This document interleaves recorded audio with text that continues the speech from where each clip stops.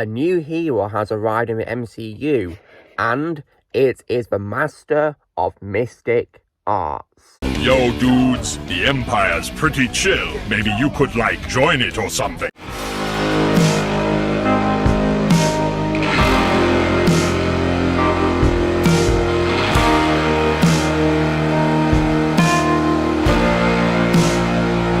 Hey everyone, Lucamus Prime here. So it's time for a brand new movie review today, and this is going to be for another installment of the Marvel Cinematic Universe's Infinity Saga. This is overall the 14th installment of the franchise, and this film, of course, is the one that introduces a new hero to the MCU, and this time, of course, it's the Sorcerer, as you guessed by the title and the thumbnail, and that is none other than 2016's Doctor Strange. So, how was this movie made, guys? So various incarnations of Doctor Strange film adaptation have been in development since the 1980s, and so Paramount Pictures acquired the rights in April 2005 on behalf of Marvel Studios. Thomas Dean Donnelly and Joshua Oppenheimer were brought on board in June 2010 to write a screenplay. In June 2014, Scott Derrickson was hired to direct, with John Spates rewriting the script, and Benedict Cumberbatch was chosen for the role in December 2014, which necessitated a schedule change to work around his other commitments. This gave Scott Derrickson time to work on the script himself, for which he brought on C. Robert Cargill for help. Filming began in November 2015 in Nepal, before moving to England and Hong Kong, and wrapping up in New York City in April 2016. The film had its world premiere in Hong Kong on October 13, 2016, and was released in the United States on November 4th as part of Phase 3 of the MCU. The film grossed over $677 million worldwide, and was met with praise for its cast, visual effects, and musical score. It even received an Oscar nomination for Best Visual Effects. When it comes to my reaction to this film, guys, so as I talked about, of course, when I was reviewing all MCU films before this, such as Age of Ultron and the first Ant-Man movie and Captain America Civil War, I was not able to see this film at the cinema because I was really busy with school, guys. I was revising for exams, and I think it was around this time that I was also in sixth form as well, so I was really busy with that, doing lots of revision and studying, so yeah, I was really busy. So I couldn't see this film at the cinema, guys, so I waited till it came out onto television, and when of course it came onto Netflix, I really missed those days when an MCU film was on Netflix. I really do miss those days. I finally gave this film a watch, and I gotta say that I really enjoyed it. I thought it was a really good movie and a great way to introduce us to another hero to the MCU, and I rewatched it several times, and I even, of course, as well bought this Blu-ray Steelbook of it, which, of course, as you see, is based on the Agamemnon itself, which is pretty cool. So, and I of course, also rewatched it last night for this review, and my opinion still stands. I think it's a really good movie, and definitely, I think an MCU film that deserves a lot more love and attention. So, what is the movie about? So in this movie, it follows the story of a talented neurosurgeon, Dr. Stephen Strange, who, after a tragic car accident, must put ego aside and learn the secrets of a hidden world of mysticism and alternate dimensions. And based, of course, in New York City's Greenwich Village, he must act as an intermediary between the real world and what lies beyond, utilizing a vast array of metaphysical abilities and artifacts.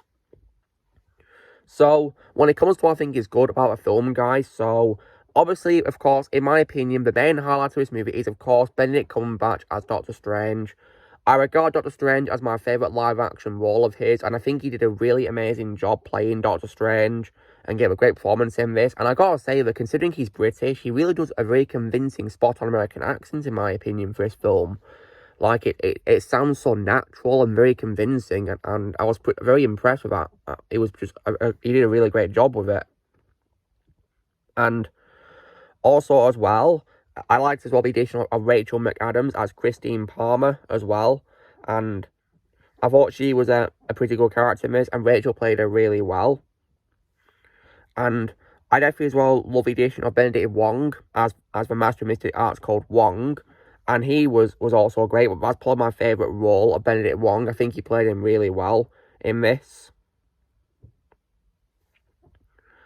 And I definitely think he was a very likable character and a good assistant to Doctor Strange as well. And I also as well liked Mads Mikkelsen as Caecilius, who is of course the master of mystic arts who broke away from the Ancient One.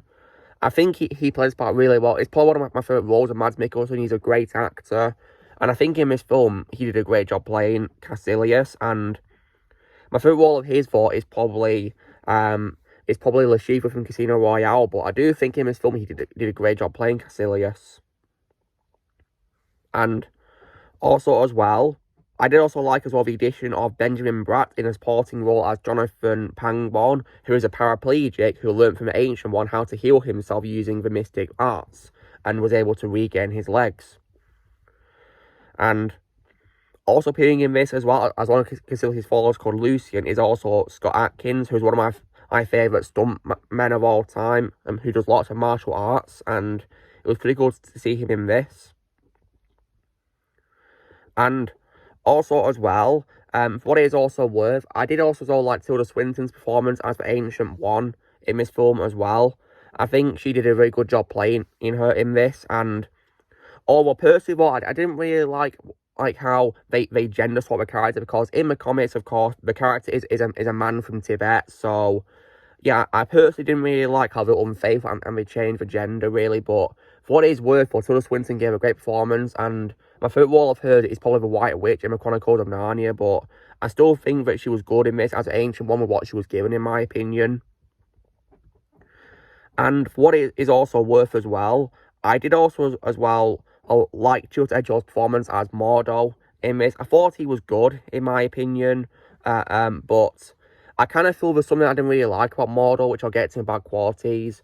So yeah, but I still think Chiwetel Ejiofor did a good performance, and my favourite role of his is Solomon Northup in Toy Is a Slave role, but I still think he was good in this though, of what it was worth. And another highlight of this film besides the cast for me is also probably, in my opinion, the visual effects. The visual effects, in my opinion, are absolutely mind-blowing. Like, it's very impressive what they did with this. Is it any wonder if film got nominated for an Oscar? Because we really did a great job with it. Like, I think probably the main highlights are probably the scenes involving the mirror dimension and the world is all, like, folding. Like, that was just so impressive and just well done, in my opinion. Very impressive, and considering this film will be 7 years old this coming October, in my opinion, it's aged really well. And has really great CGI for its time. It's a shame the same can be said for recent MCU stuff, isn't it? How appalling. And also as well, I also as well definitely love the musical score composed by Michael Giacchino. He's a great composer, guys, one of my favourites, and I think he did a great soundtrack in this movie. And what's also cool is, I think this was also the first film in the saga to introduce the opening MCU fanfare, and he composed the theme, which is pretty cool. It was a great theme. And this soundtrack he composed was great. I definitely liked his theme for Doctor Strange. It's a great theme that he composed, was for him, and yeah, Michael Giacchino's a great composer. And of course, he'd later go on to also compose for the Spider-Man MCU trilogy as well in this saga as well, which is pretty cool as well. Yeah, Michael Giacchino's a great composer, and this soundtrack is definitely no exception to his great soundtracks, in my opinion. And as well as that, I also as well think the film is also very well paced, because this film is 115 minutes, guys, which is 5 minutes short of being 2 hours, and in my opinion, the pacing is really good, and it doesn't feel boring or too fast. In my opinion, it's paced really well because of the action scenes were magic. It's very impressive, and I think also the world building is also very good too, because obviously, of course, this film is like a brand new film for MCU, because it's introducing new characters we've not met before, and it's introducing us to their world, basically. And of course, the whole idea of the mystic arts and magic, so I definitely think that was brilliant, in my opinion. They did it really well in this, and I really enjoyed getting to meet all these new characters, and the proved to be great to watch for the most part. And I also as well think the Doctor Strange development was also handled really well, because at the start of the film, he is a bit of like an unlikable character, a little bit really, but I like how once he gets to know his magic, he becomes a lot more likable and becomes the character we know from the comics. And I definitely think Benedict Cumberbatch was a perfect casting for a role, in my opinion. Yeah, it's like he was born to play Doctor Strange. Really was, because he definitely did a really great job in this, playing Doctor Strange. And as well as a very good story as well, guys, the film also has as well a scene which is probably a very popular meme nowadays, of course, which is the scene featuring Dormammu. And I know you guys are probably going to say, of course, Dormammu, I've come to bargain. You've come to die. Yeah, that's like a very popular meme nowadays, isn't it? Yeah.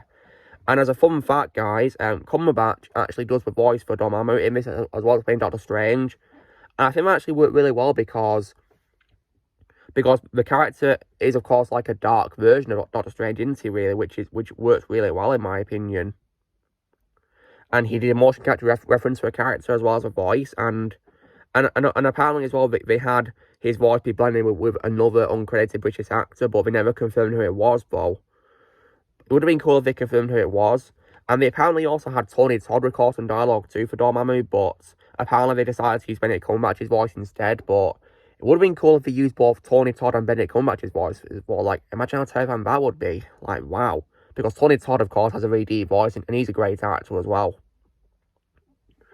So that was a pretty cool scene as well. And when it comes to cameos, we also get a pretty amazing cameo appearance by the legendary Stan Lee, may he rest in peace, where he appears is riding on a bus reading a book called Doors of Perception by Aldous Huxley. And this is, of course, during the Mirror Dimension fight scene, and we see him reading the book and going, "That is hilarious," and he's laughing. So yeah, that scene was definitely really great, seeing Stan. And yeah, rest in peace to Stan Lee. Thank you so much for all of these characters you co-created, and you've inspired billions of people around the world, Stan. Thank you so much for everything that you've done. Rest in peace. And when it comes to other cameos as well, we also get a pretty exciting mid-credit scene, guys, where we get to see Chris Hemsworth appearing as Thor, and he's visited Doctor Strange, and he's asking him for his help, because he's looking for his father with his brother Loki. And Strange decides to help him. Although personally wasn't really much fan of the post-credit scene that much, though, because it just involved Mordor confronting Pangborn and stealing his mystic energy he uses, telling him that Earth hasn't too many sorcerers. So yeah, I thought that was a little bit weaker in comparison to the mid-credit scene, though, because obviously the mid-credit scene was setting up for Ragnarok. And speaking of setting up things as well, guys, this film also does something very, very important to the whole franchise, being it introduces another Infinity Stone, and that, of course, is the Time Stone, also known as the Eye of Agamemnon. So this film is definitely very important in that sense for introducing the Time Stone to the franchise, because obviously, of course, the franchise was building up to the epic, conclusion, being Avengers Infinity War and Avengers Endgame, by introducing the 6 Infinity Stones. And this film introduces us to it, and I think the whole franchise did a very good job of gradually building up to a conclusion and introducing each of the stones. They did it really well. They didn't rush things. So it makes me appreciate the Infinity Saga now more than ever, because nowadays I regard the current MCU as a complete joke compared to this great saga.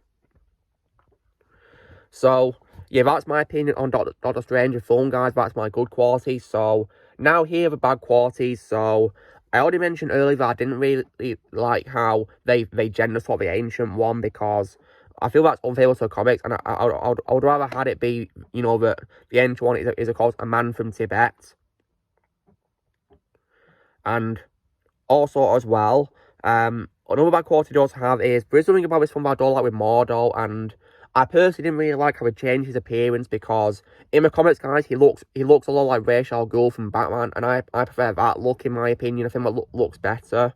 So I didn't really like how he changed his appearance completely to be played by Chiwetel Ejiofor in this, really. So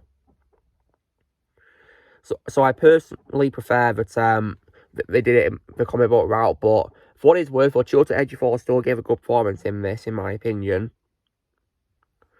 And also, as well, I also didn't really like how they basically made him be a combination of different characters from the Doctor Strange stories, and I also didn't like how they didn't introduce him as a villain. And in the film, he's pretty much a good guy. So I kind of feel that, you know, they were missing something a lot from doing this. Definitely a missed opportunity, of course, yeah, because I've seen Mordor as a villain, and I think he's a good villain. It's a shame, really, that in this, he wasn't really a villain, was he? It's all disappointing.